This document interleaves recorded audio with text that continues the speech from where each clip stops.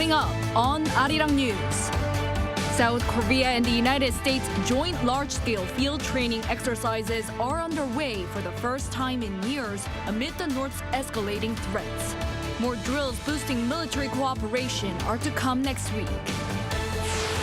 South Korea's constitutional court partially acknowledges procedural lapses in the passing of the bill reducing the prosecution's investigative powers. It rules the passing of the bill led by the opposition last year violated the ruling party lawmakers' voting rights. Yet it upholds the bill, dismissing the nullity request. New findings show South Korea's population continued to decline for 2 years in a row last year, with a fall in marriages and the country's birth rate hitting record lows.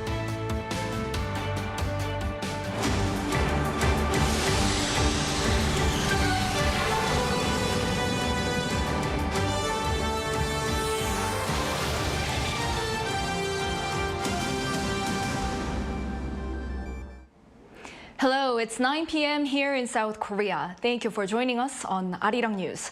Defense is where we start today. South Korea and the U.S. step up their combined military drills, holding their largest field training exercises in years with live shooting.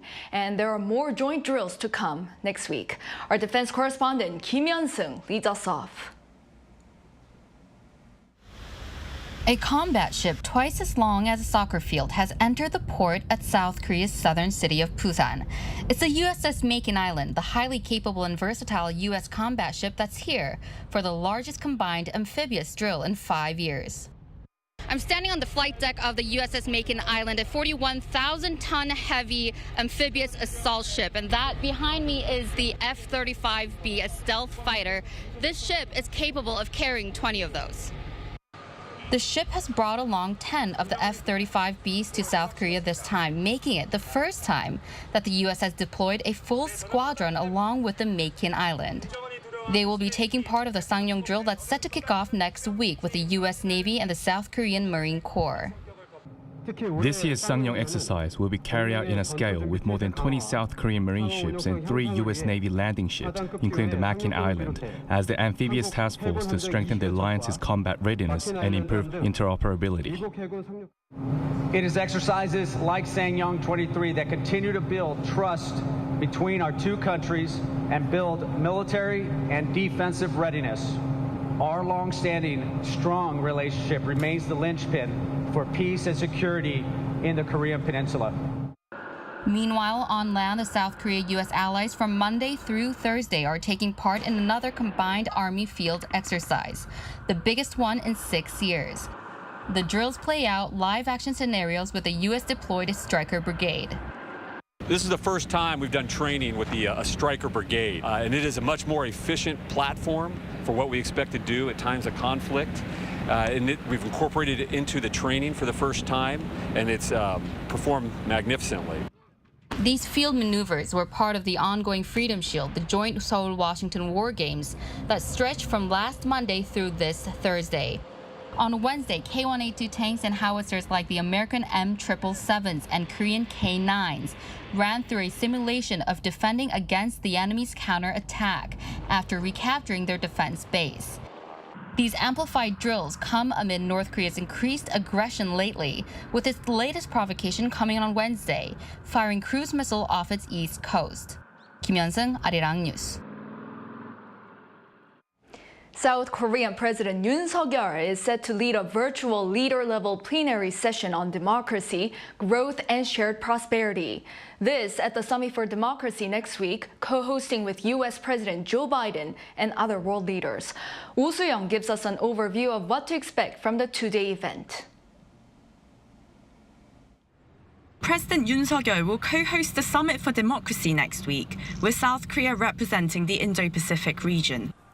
Seoul's top office said Thursday that the South Korean president will join the leaders of the United States, Costa Rica, Zambia and the Netherlands in kicking off the two-day virtual event with joint opening remarks. The Summit for Democracy was launched in 2021 by US President Joe Biden to address the growing challenges to civil and political rights and human rights across the world amid the rise of autocratic governments. With the second summit beginning next Wednesday, President Yoon will host the first leader-level plenary session on democracy delivering economic growth and shared prosperity. The live session will be held online and involve leading activists and figures in civil society. On Thursday, Seoul will hold an offline regional meeting representing the Indo-Pacific, focusing on challenges and progress in addressing corruption. As it overcame war and poverty with the help of the international community and grew into an advanced democratic power, this is a meaningful way South Korea can give back by sharing its accumulated know-how. The National Security Advisor also said the summit will serve as a stage for Seoul's multilateral diplomacy based on freedom and solidarity as it contributes to the promotion of democracy. At the same time, some experts say the summit may raise eyebrows in Beijing as its strategic competition with the United States continues to intensify. Wire act, I think, for many countries, especially in Asia, because while they want to push back on some of the more negative elements of China's rise, I think they're also cautious not to lecture China on democracy as well, which you might find a little bit more from European capitals or from the United States. A Seoul Foreign Ministry official says it's not yet been decided whether a Taiwanese representative will attend the in-person meeting.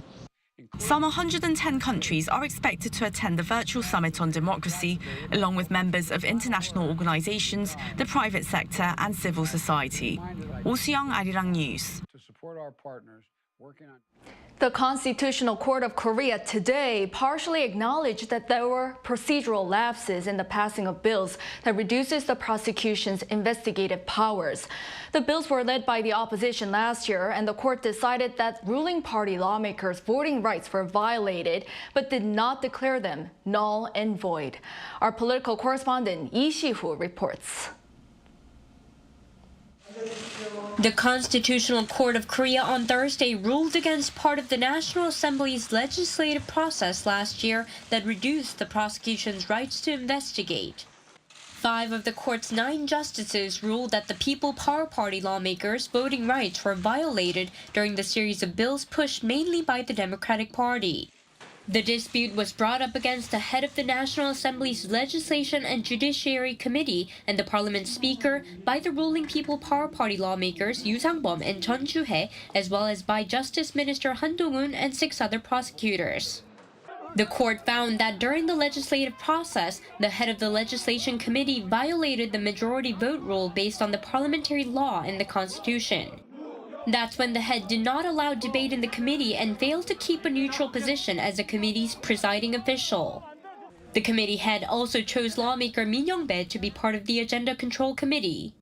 Ahead of the passing of the bill, Min, previously a DP member, left the party and became a non-partisan representative.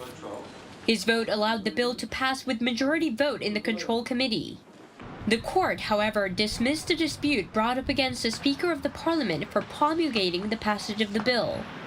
It also did not nullify the promulgation of the passage.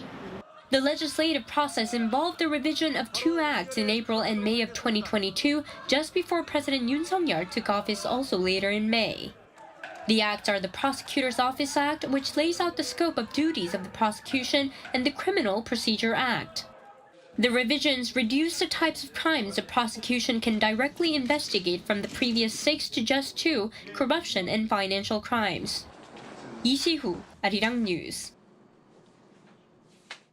To fight inflation, the U.S. Central Bank raises its benchmark interest rate by another 1/4 percentage point despite the banking crisis. The 9th consecutive rate hike further widens the gap with that of South Korea ahead of its monetary policy decision in the coming weeks. The nation's finance chief says the Fed's smaller rate hike this time has somewhat eased concerns. Lee Soo-jin explains. The Fed's most recent decision on interest rates has somewhat mitigated the Bank of Korea's concerns. That's according to Finance Minister Chu Kyung-ho during Thursday's emergency economic meeting attended by other financial officials, including the governor of the Bank of Korea, Lee Chang-yong. The Bank of Korea can rest somewhat more easily as the U.S. Central Bank has pushed its benchmark interest rate up by 0.25 percentage points.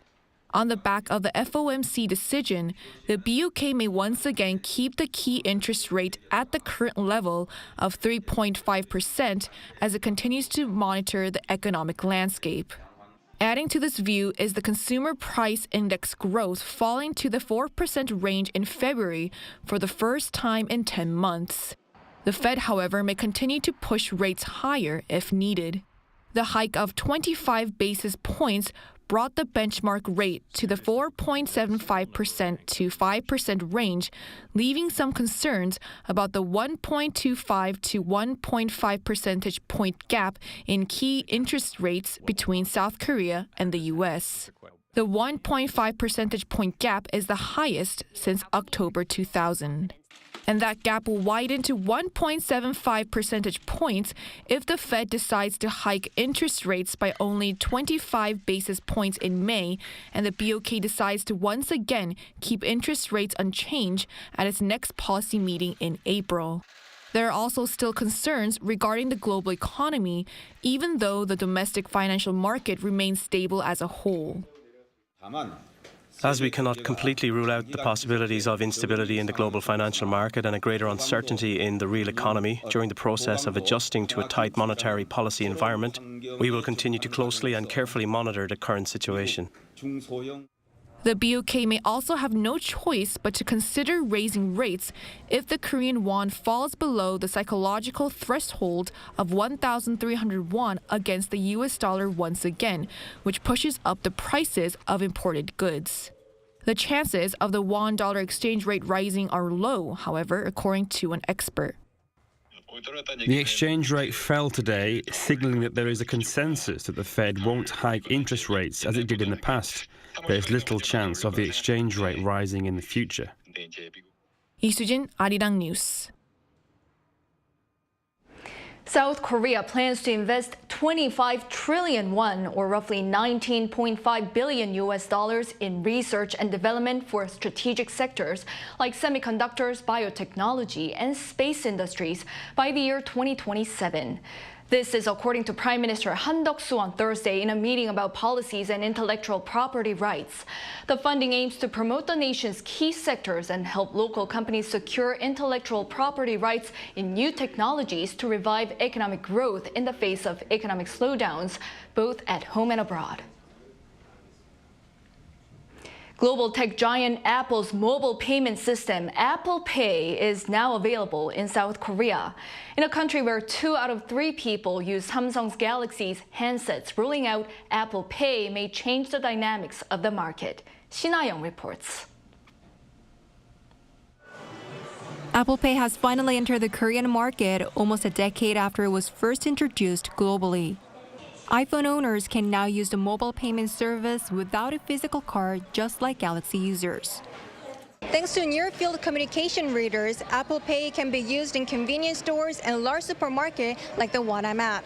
But there are still many places where it can't be used due to the lack of NFC readers at other locations in South Korea. Also, it can't be used for public transportation yet. Even though other car companies could potentially introduce the service, currently only Hyundai car users can use Apple Pay. One expert gave 2 reasons for that. Apple Pay charges an additional 0.15% fee to a car company. There aren't many NFC readers in South Korea yet, so car companies are expected to wait for more NFC readers to be distributed before making decisions. Despite these issues, Apple Pay surpassed 1 million subscribers on the first day of its launch. I was considering switching to Samsung, but now that Apple Pay has been introduced, I'll probably keep using my iPhone, especially if the service expands to other cards.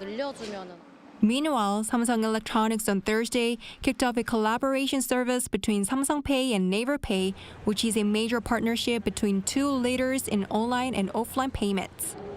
That means users of Samsung Pay can make payments using Naver Pay and vice versa for a more enhanced online and offline payment experience. Currently, Samsung Pay is also in a process of interlinking its service with that of another tech giant, Kakao Pay. Now that demand for in-store transactions is rebounding due to the lifting of pandemic restrictions, they might feel threatened by Apple Pay. But I don't think those partnerships will have a big impact on Apple Pay, as the winner will be determined by the convenience of Samsung Pay and Apple Pay themselves. Meanwhile, other pundits say that although Galaxy dominates the domestic smartphone market, the market share of Samsung Pay for mobile payments is only 24%, hinting that Apple Pay may only become a threat in the South Korean market if there was a significant increase in the number of iPhone users. 신하영, Arirang News. South Korea's population shrank yet again in 2022 amid the country's dismal fertility rate. Our Moon Hae-ryun has more on the national demographic trend. For 2 consecutive years, the country's population has been falling. This is according to the annual report on Korean society released by Statistics Korea on Thursday, which showed that the total population fell by 117,000 last year, going from around 51,745,000 in 2021 to around 51,628,000 in 2022. The country's low fertility rate is the biggest contributor to this decline. In 2022, the fertility rate in Korea, the average number of children a woman is expected to have in her lifetime, dipped below 0.8 for the first time since data was first compiled in 1970. Standing at 0.78, it's less than half the average birth rate across the 38 OECD countries, which is 1.59.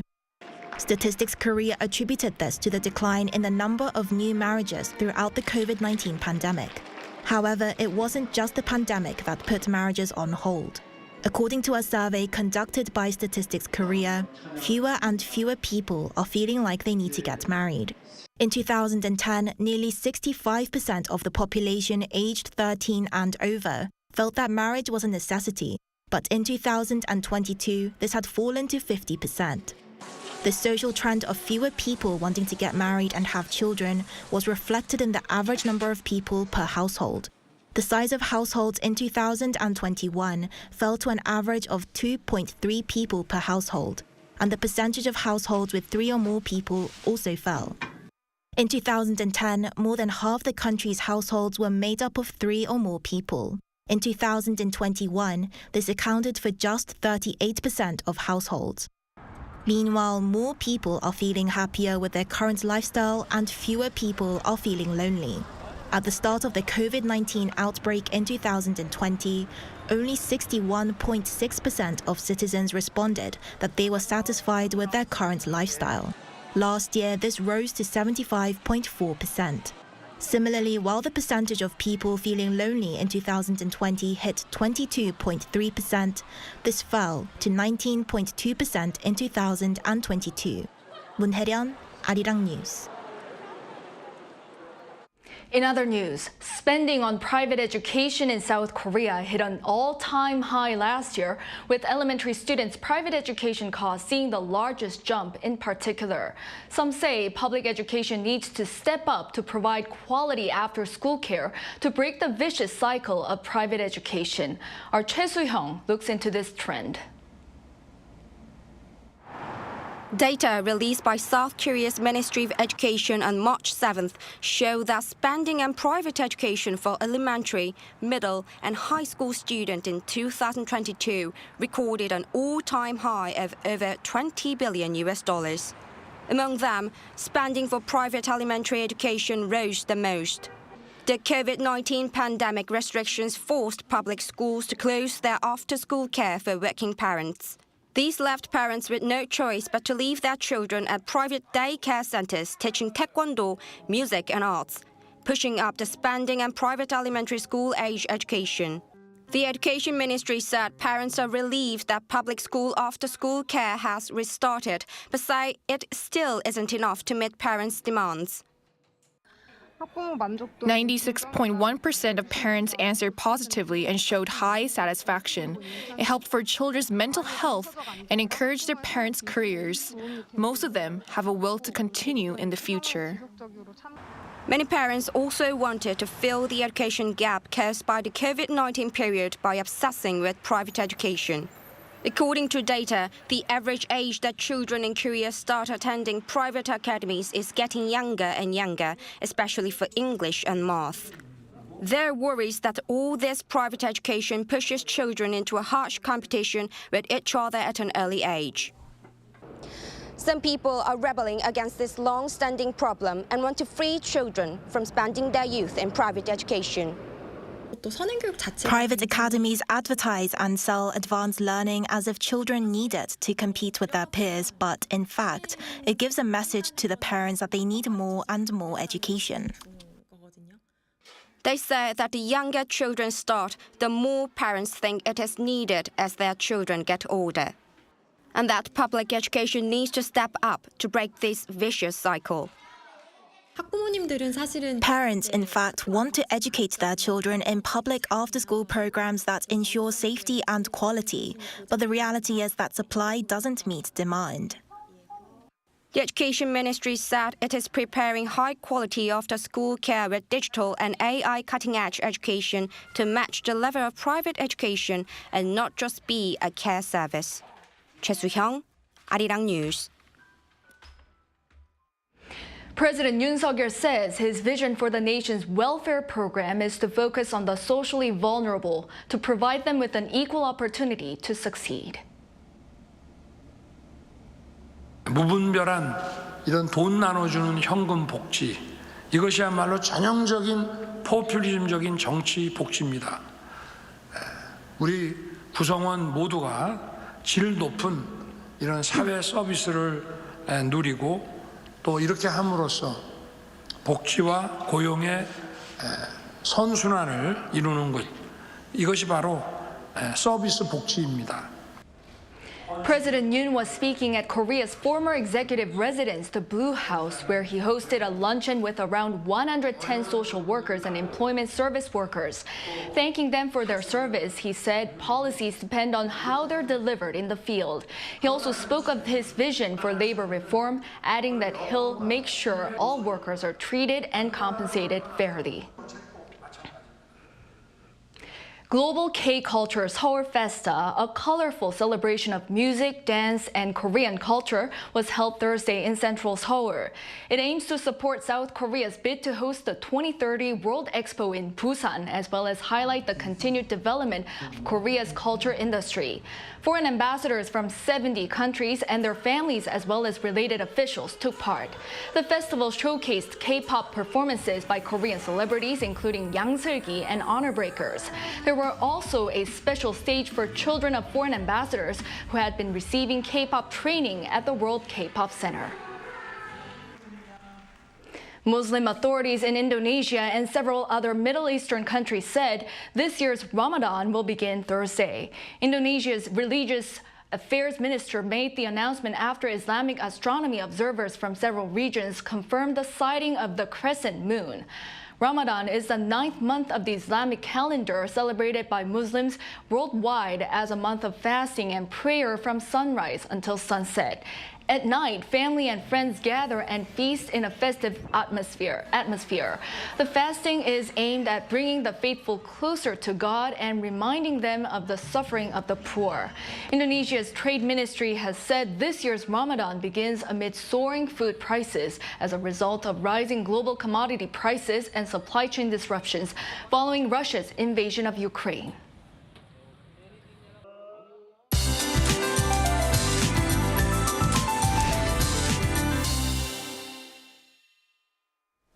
A surge of cold air behind the rain clouds will contribute to chillier mornings tomorrow.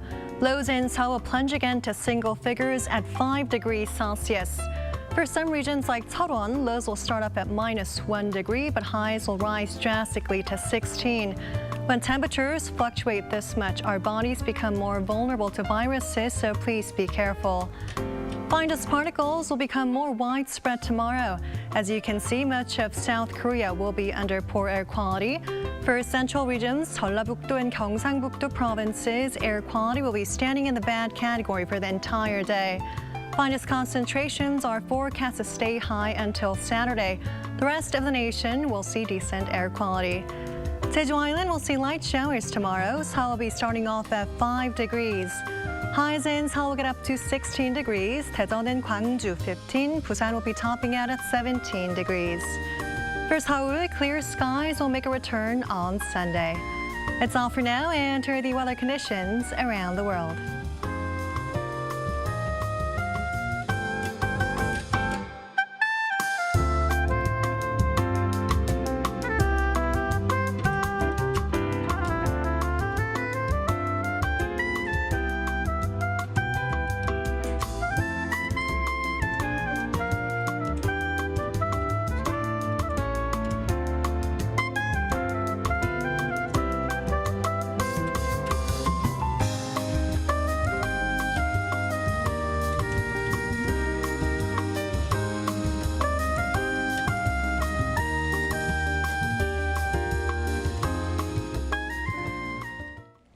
That brings us to the end of the newscast on this Thursday night. Just one more day to go until the weekend.